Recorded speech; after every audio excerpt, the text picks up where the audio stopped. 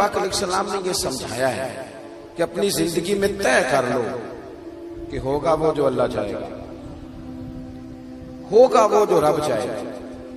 ہم نا بہت زیادہ پریشان۔ مجھے ایک بات بتائیں، آپ اتنے سارے لوگوں کو آج کل کالا جادو ہے، اتنے سارے لوگوں سے فلانا جلتا ہے، اتنے سارے لوگ ہیں جن سے محلے والے حسد کرتے ہیں، اتنے سارے لوگ ہیں جو کہتے ہیں جی بس رشتہ دار لے گئے، اور خواتین میں تو یہ مسئلہ اللہ ماشاءاللہ بہت ہی زیادہ ہے۔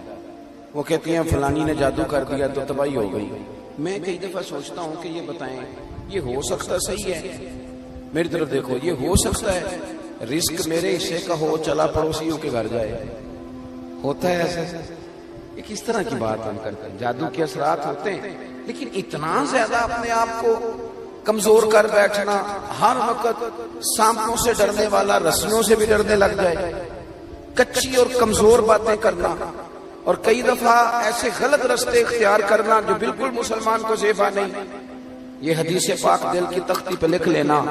حضرت عبداللہ ابن عباس رضی اللہ تعالیٰ عنہ فرماتے ہیں میرے رسول پاک علیہ السلام نے مجھے دو باتیں ارشاد فرمائی اور فرمایا عبداللہ ان کو تھام لینا، زندگی تمہاری مضبوط ہو جائے گی۔ یہ دیکھو یہ چیزیں سکون والی ہیں۔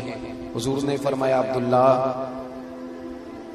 ساری دنیا مل کے، اس سے مراد دنیا سے مراد دنیا دار ہے، اللہ والے نہیں، فرمایا ساری دنیا مل کے تمہارا کچھ بگاڑنا چاہے تو بگاڑ نہیں سکتی جب تک رب نہ چاہے۔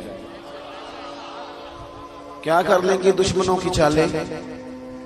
کیا ہو جائے گا؟ مثلا مجھے دشمنوں نہ چھیڑو میرا ہے کوئی جہاں میں۔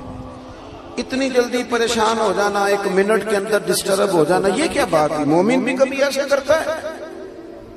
حضور نے فرمایا اگر ساری دنیا مل کے تیرا کچھ بگاڑنا چاہے نہیں بگاڑ سکتی جب تک رب نہ چاہے، اور فرمایا ساری دنیا مل کے تیرا کچھ سنوارنا چاہے سنوار نہیں سکتی جب تک رب نہ چاہے۔ تو پھر بندوں کی طرف زیادہ دیکھنا چاہیے یا سجدے زیادہ پکے کرنے چاہیے؟ پھر سیاست زیادہ تیز کرنی چاہیے یا تہجد پر زیادہ توجہ دینی چاہیے؟ پھر زیادہ لوگوں کو اپنے طرف قائل کرنے کی کوشش کرنی چاہیے یا مالک کو زیادہ راضی کرنا چاہیے؟ ہم نے کس طرح کے رستے اختیار کر لیے، کس طرح کی سوچیں؟ توکل والی زندگی سکون والی، توکل والی زندگی سکون والی۔ بے صبری بے سکونی کو کہتے ہیں، گھبرا جانا، پریشان ہو جانا، کنفیوز ہو جانا، کبھی کوئی فیصلہ ہی نہ کر سکنا، سویرے کچھ کہنا، شام کو کچھ کہنا، رات کو کچھ کہنا، یہ بے سکونی والی زندگی ہے۔ رسول پاک صلی اللہ علیہ وسلم نے مضبوط باتیں بیان کی، مضبوط۔ حضور نے ہمارا تعلق اللہ سے جوڑا، ہمیں حکم دیا کہ سویرے تم نے نا محنت کے لیے نکلنا ہے، لیکن ٹینشن نہیں لینی، محنت کرنی ہے۔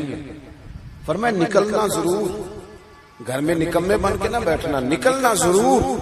فرمایا تم سویرے نکل جانا، رب تمہیں اسی طرح روزی دے گا جس طرح وہ پرندوں کو عطا کر دیتا ہے۔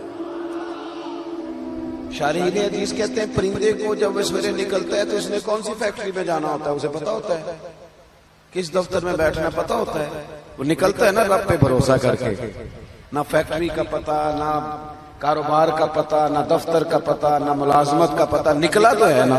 اٹھ باندھ کمر کیوں ڈرتا ہے، پھر دیکھ خدا کیا کرتا ہے۔ اقبال اپنے بیٹے سے کہنے لگے دیار عشق میں اپنا مقام پیدا کر، تو نیا زمانہ نئے صبح و شام پیدا کر، رویا نہ کر، تڑپا نہ کر، ادھار نہ پکڑا کر، امیروں کی طرف دیکھ کے منہ نہ تیرے میں پانی نہ آئے، بڑی گاڑیاں دیکھ کے للچایا نہ کر۔ اقبال کہنے لگے میرا طریق امیری نہیں فقیری ہے، خود ہی نہ بیچ غریبی میں نام پیدا کر، خود ہی نہ بیچ غریبی میں نام پیدا کر۔ اپنی زندگی اللہ سے جوڑے اور رب کا نام لے کے آپ میدانوں میں نکلے۔ اس سے بڑا بھی کوئی طاقتور ہوگا جس کا مددگار اللہ ہو، جس کے مددگار رسول پاک ہو، اس سے بڑا بھی کوئی طاقتور ہوگا۔ ہم کچی کمزور باتیں کرتے ہیں۔ مجھے ایک بابا جی ملے کچھ عرصہ پہلے، تو مزہ آ گیا ان کی بات کا۔ ان سے میں نے کہا کہ ماشاءاللہ آپ کے 4-5 بچے ہیں۔ وہ بعض بزرگوں کو میں نے دیکھا وہ پریشان ہو جاتے ہیں، بچہ بات نہیں مانتا، میں تو روکی ہو گیا ہوں، دکھی، رو پڑتے ہیں بات سناتے ہیں۔ ایک بزرگ مجھے ملے دیسی سے، سادے سے، میں کہا بابا جی خیر ہے بال بچے دی سناؤ کچھ تابے داری کرتے نے. میرے علاقے کے تھے پرانے جاننے والے, اور موٹی سی بات کی, کہنے لگے پترا میں نہ کدی بندیاں دی ٹینشن نہیں لئی, تابے داری کرن گے تے اللہ اجر دے گا, نہ کرن گے تے جو ساڑے نال کرن گے او تو بعد پا لین گے. اتنا الجھنے کی کیا ضرورت ہے, اتنا زیادہ پریشان ہو جانا. وہ بعض خواتین ہیں وہ کہتی ہیں جی خامد نہیں سنتا, تو میں نے کہا خامد کے ذمہ آپ کے حقوق ہیں, آپ توجہ کریں, لیکن اتنا زیادہ ڈیپینڈ نہیں. آپ کو سب سے زیادہ توجہ رب رسول پہ کرنی ہے, پڑوسیوں پہ, رشتہ داروں پہ, تعلق والوں پہ, شاگردوں مریدوں پہ, فلانے پہ نہ, بھروسہ اللہ رسول کی ذات پہ. یہ چیز آپ کو سکون دے گی. دوسری بات آپ حضرات کی خدمت میں عرض کرنی ہے, نا امیدی بے سکونی پیدا کرتی ہے.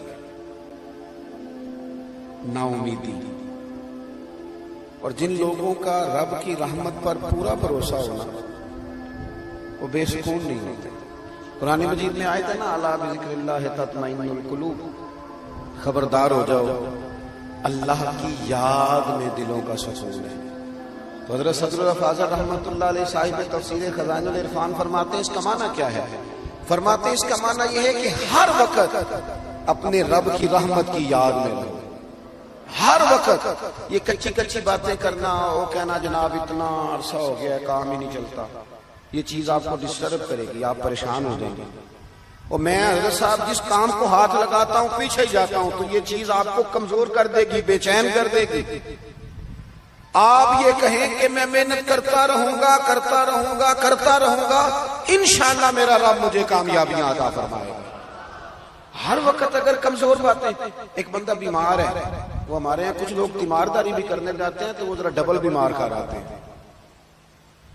ایک تو وہ جاتے ہی سب سے پہلے کہتے ہیں اوہو تسی تو بڑے کمزور ہو گئے, چلے وہ بیچارہ پہلے بیمار تھا اور حال خراب کر دیا. پھر دوسرا جو بھی تیمارداری کرنے جاتا ہے, ناراض تو نہیں ہو جائیں گے آپ لوگ, چلو میں ویسے بھی کدوں تہاڈی پہ گل کرنا, میں تے اورے کی دی پہ کرنا. کچھ لوگ جاتے ہیں نا تیمارداری کرنے تو ایک نسخہ بھی ساتھ لے کے جاتے ہیں زبردستی, کہتے ہیں میں کھاتا سی مینوں آرام آیا سی تم ہی کھا, اور کچھ تو بنا کے لے آتے ہیں.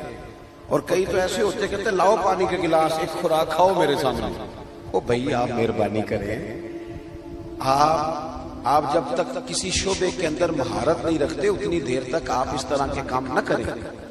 آپ کبھی ڈاکٹر کے پاس دوائی لینے جاتے ہیں تو وہ سب سے پہلے نا ایک کونے پہ لکھتا ہے کہ آپ کو شوگر تو نہیں, آپ کو بلڈ پریشر تو نہیں, پھر وہ دیکھتا ہے کہ آپ کسی اور مرض میں مبتلا تو نہیں. اس حساب سے وہ نسخہ بناتا ہے تاکہ کسی جگہ کوئی چیز ایسا اثر نہ ڈال جائے جو تکلیف کا باعث. اور جو نسخہ لے کے آیا اس نے کوئی شے بھی نہیں پوچھی, وہ بس یہی بتایا جاتا ہے کہ میں نے کھایا تھا.